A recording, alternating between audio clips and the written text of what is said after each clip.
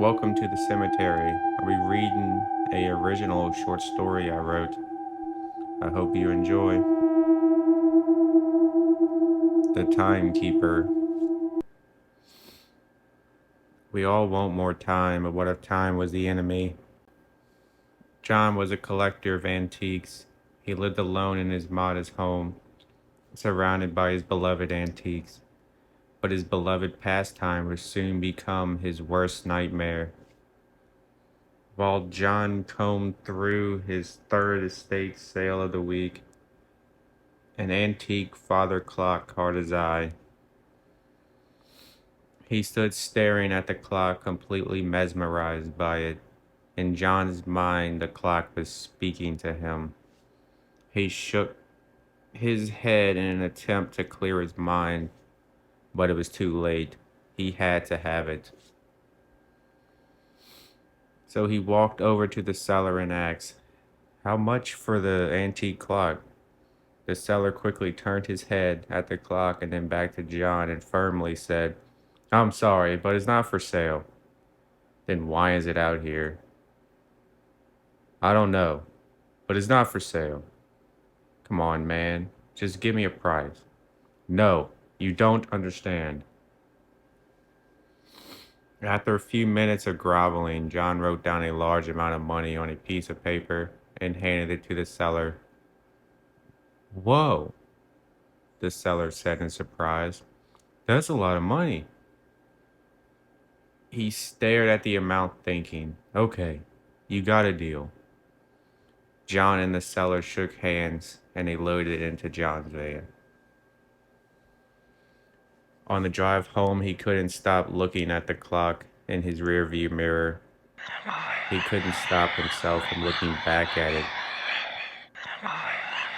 as if something whispered to him from inside.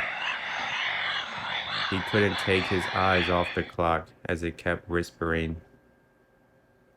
Minutes have passed, and suddenly a horn was heard that snapped John back to reality. He slammed on his brakes and realized he drove right through a red light. He waved apologetically to the other driver before continuing home. When he got there, he struggled to get the clock unloaded by himself, so he called his neighbor over to help. Together, they got it unloaded and into the house. While they stood in the living room chatting, the whispering returned. John's eyes were drawn back to the clock. His neighbor's voice faded as the whispering became louder. He couldn't understand what the whispering was saying. It was in an ancient tongue John didn't know. After a few minutes of this, John's neighbor shouted, "John!" "What?" John replied. "Are you okay, man? I was calling your name for like a minute." John rubbed his eyes with his hands and said, "Yeah, man, I'm good. I'm just having an off day. I got a lot on my mind." "One of those days, huh?" "Yeah, man. Well, I'll see you." "All right, see you." John softly responded while staring at the clock. For the rest of the evening, John didn't hear the whispering anymore and forgot about it. After all, he did have a lot on his mind. His expensive hobby was starting to take its toll on him financially, especially since he spent such a large amount of money on the clock. After eating dinner, John went to take a shower. Unbeknownst to him, the clock was about to reveal its true purpose. As John showered, he heard a loud thump in the living room that made him jump. He opened the shower curtain and peeked out. He cautiously stepped out and got dressed, and then slowly walked to the living room. When he got to the archway at the end of the hall, he peeked around the corner. He didn't see anything out of the ordinary, so he continued in. Since he kept hearing the strange whispering done by the clock, John walked over to the clock and inspected it. He shook his head and said, "Should have never bought you." He kicked the bottom of the clock and went to bed. At 12 a.m. that night, the clock's door swung open and out came a swarm of flies, with John still sleeping in his bed. The swarm of flies filled the entire house. As the flies entered John's room, he swatted at them in his sleep. He eventually woke up. Holy shit!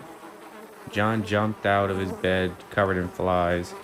He frantically swatted them off of himself, but it was no use. The swarm was too large.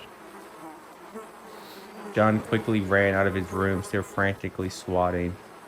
He could barely see to the overwhelming size of the swarm inside his pitch-black home. John stumbled into his living room, trying desperately to find the source. It was the clock, he noticed. So John ran towards it and slammed the door shut. As soon as he did so, the flies vanished. John collapsed onto the floor, sitting against the clock. He sat there for a moment, trying to catch his breath. John tried to stay awake, leaning against the clock's door. His head bobbed up and down, but despite his best efforts, he fell asleep. 1 a.m. As John slept slumped over against the clock, the door started to move, gently at first, but became more aggressive.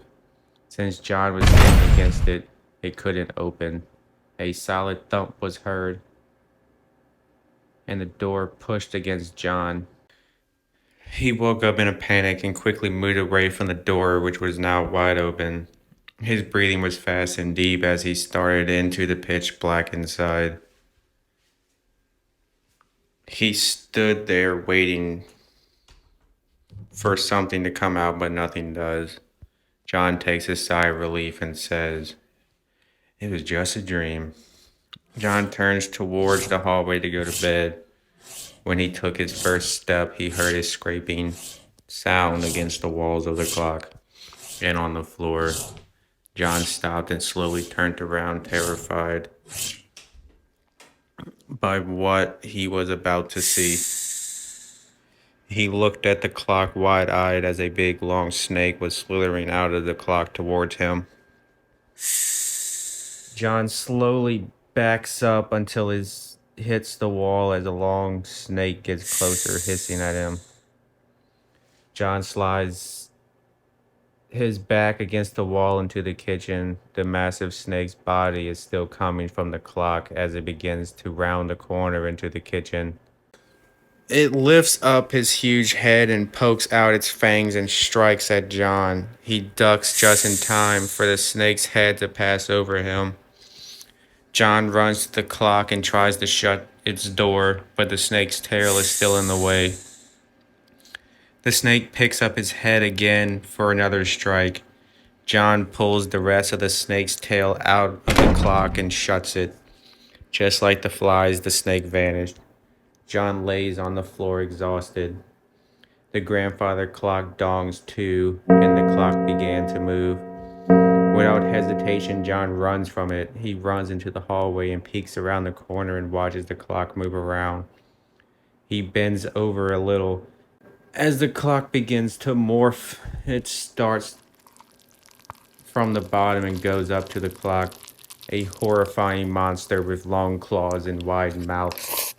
Its skin was like tangled wire. John yelled out in an aggressive voice, "Who are you? What do you want?" The monster replied, "I am the timekeeper, the ruler of time. Release me from my prison, or you will never see the light of day again." The monster laughed so loud the house shook. John's survival instincts took over and he rushed the monster. The monster leaned over and roared. John ran underneath it with a jump towards the clock in an attempt to break it, but John just bounced off onto the floor. The monster reached down and grabbed John by his throat and lifted him up. "You think that would suffice?" The monster laughed as he threw John across the room. He hit the wall with a thump and left an indention in the wall and fell to the floor. The monster laughed again. "Your time is finished." John quickly picked himself back up and stood facing the monster. John stayed still, thinking over what to do as the monster stared at him, growling. A loud dong was heard all around the room. John covered his ears till it was over. Time's up. The monster stood up straight and the clock's doors swung open. John was ripped off his feet and began to be sucked into the clock. John grabbed at his furniture, but it was no use. When he reached the clock's opening, he straightened his legs and stopped himself underneath the monster. It grabbed him around the waist to shove him in. Your resistance is useless. Right as the monster attempts to shove him inside, John reaches behind the clock and turns back its hours. The monster began to disappear. See you soon. The monster promised right before transforming back into a clock. John runs to his garage and grabbed gasoline and matches and douses his whole house in gasoline. He stands in front of the clock with matches in his hand. I release you! He lights every match in the box and throws it at the clock. In an instant, the clock and his house is engulfed in flames. He laughed as the clock groaned while it burned. His entire house was ablaze. After the last bit of the clock was ash, time froze. Except for John and the timekeeper. He looked down at John and yelled, You fool! Time will soon be eradicated. The monster vanished and time returned to normal, and John suffered a horrific death by the fire.